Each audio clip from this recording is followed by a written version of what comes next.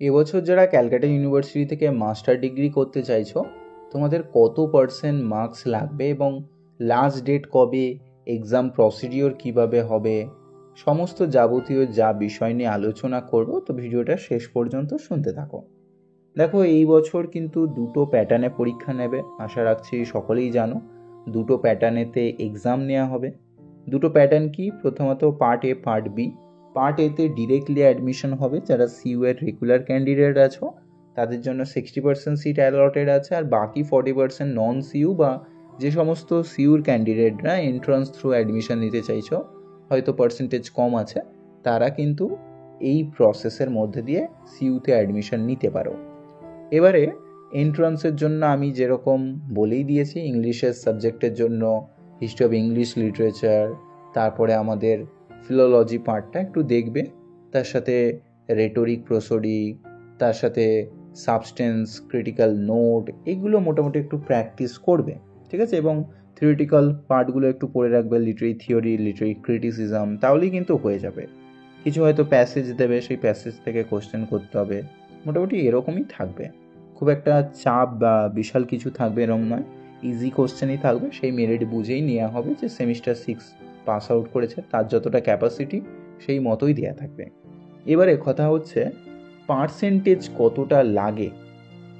Part এতে যারা admission নেবে, কত পার্সেন্ট থাকলে মোটামুটি সিইউ মেন ক্যাম্পাসে চান্স পাওয়া যায় বা অ্যাফিলিয়েটেডে চান্স পাওয়া যায়, সেগুলো বলি। দেখো, আমি ইংলিশ যেহেতু পড়াই, ইংরেজি সাবজেক্ট নিয়েই বলবো। বাকি ডিফারেন্ট সাবজেক্টে ডিফারেন্ট হতে পারে। ইংলিশের ক্ষেত্রে অন অ্যান অ্যাভারেজ 6.5 যদি সিজিপিএ থাকে, সিজিপিএ বললাম কিন্তু এসজিপিএ নয়, এসজিপিএ পার সেমিস্টার হয়, আর বাকি 6টা সেমিস্টার মিলিয়ে যে অ্যাভারেজ তৈরি হয় সেটা হচ্ছে তোমার কিন্তু সিজিপিএ। তো এই সিজিপিএ মোটামুটি যদি 6.5 থাকে, তাহলে কিন্তু তুমি বলতে গেলে সিইউতে চান্স পেয়ে যাবে। এবার অ্যাফিলিয়েটেড কলেজে দেখতে পাবে সেই ক্ষেত্রে চান্স পেলেও মেন ক্যাম্পাসের ক্ষেত্রে হয়তো নাও হতে পারে, কেননা মেন ক্যাম্পাসে দেখতে হবে যে 7-এর ওপরেই এত ক্যান্ডিডেট থাকে যে হয়তো চান্স পাওয়াটাও নেক্সট টু ইম্পসিবল হয়ে যায়। অনেক সময় দেখতে হবে অ্যাফিলিয়েটেড কলেজ থেকে কিন্তু মেন ক্যাম্পাসে ডেকে নেওয়া হয়। ধরো মেন ক্যাম্পাসে সিট রয়ে গেছে, তখন অ্যাফিলিয়েটেড কলেজে যারা টপ করেছে তাদেরকে ডেকে নেওয়া হয় মেন ক্যাম্পাসে। এরকম আমার অনেক বন্ধু করেছে, যারা ডিরেক্টলি অ্যাফিলিয়েটেড কলেজ থেকে মেন ক্যাম্পাসে কাউন্সিলিং করে কিন্তু চলে গেছে। এবারে কত পার্সেন্ট মোটামুটি লাগবে সেই ক্ষেত্রে বলি। সর্বপ্রথম দেখো, আমাদের ইংলিশ সাবজেক্টে কিন্তু যে হিউজ নাম্বার ওঠে সায়েন্সের সাবজেক্টের মতো, এরকম কিন্তু নয়। তাই এই ক্ষেত্রে মোটামুটি অন অ্যান অ্যাভারেজ যাদের এসজিপিএ 6.8, 6.9 বা 7 আছে, তাদের কিন্তু চান্স থাকে। মোটামুটি 7 যদি থাকে তোমার সিজিপিএ, তুমি কিন্তু মেন ক্যাম্পাসে চান্স পেয়ে যাবে। যেমন গত বছর আমার ব্যাচ থেকেই দেখতে হবে অনেকেই ভালো ভালো রেজাল্ট করেছিল। তার মধ্যে যারা খুব ভালো রেজাল্ট করেছে তারা আবার ওপেন থেকে বা ডিস্টেন্স থেকে মাস্টার্স করছে, সেটা তাদের নিজস্ব ব্যক্তিগত ব্যাপার।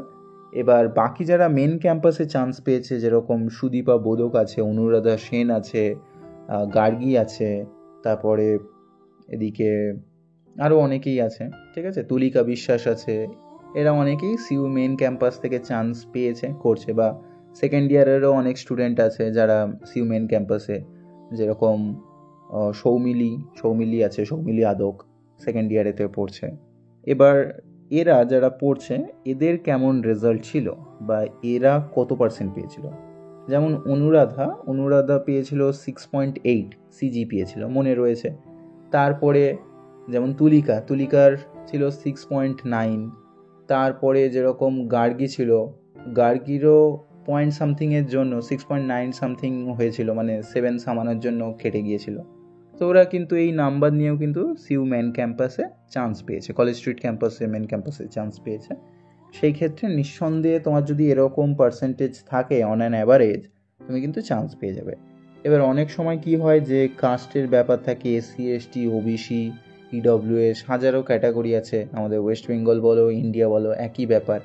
ফলে সেই ক্ষেত্রে ইউআর ক্যান্ডিডেটদের একটু কষ্ট হয়, ইউআর ক্যান্ডিডেট হলে একটু প্রবলেম তো হয়, এবং তার উপরে ওবিসি কেস চলছে, ওবিসিরাও অ্যাপ্লাই করতে পারে না। এবার সিচুয়েশন, সিট সংখ্যা, এইসবের ওপর ডিপেন্ড করে। সিইউ মেন ক্যাম্পাসে তো যে হিউজ সিট রয়েছে এরকম তো নয়, 200-250 মতো সিট থাকে। তো তার ওপর ডিপেন্ড করে কতজন অ্যাপ্লাই করছে, কতজন হায়ার স্টাডির জন্য পড়তে চায়, পারসিউ করতে চায়, এবং সিট সংখ্যা কত রয়েছে। আবার প্লাস এবছর যেরকম দেখতে পাচ্ছ কম্পিটিশন আরও একটু বেড়ে যাচ্ছে, কেননা 60% সিইউ রেগুলার ক্যান্ডিডেটদের জন্য আর বাকি 40% আদার স্টুডেন্টসদের জন্য। সেই ক্ষেত্রে একটু তো কম্পিটিশন বাড়বে। মোটামুটি যাদের 6.5 আছে তারা একেবারে বলতে গেলে নিঃসন্দেহে সিইউর মেন ক্যাম্পাসে না পেলেও অ্যাফিলিয়েটেড কলেজে কিন্তু পেয়ে যাবে।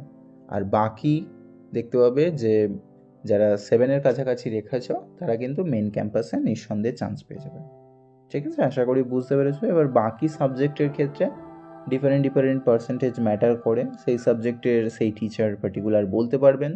আমি যেরকম ইংলিশ পড়াই বলে ইংলিশ সাবজেক্টটার বিষয় নিয়ে আমি বলে দিলাম, সিইউতে কেমন হয়, আরবিউ কেমন হয়, ওপেন কেমন, সেই বিষয় নিয়ে যদি কারো কোনো কোয়ারি থাকে কমেন্ট বক্সে জানাবে, আমি উত্তর দিয়ে দেবো বা ভিডিও করে দেবো।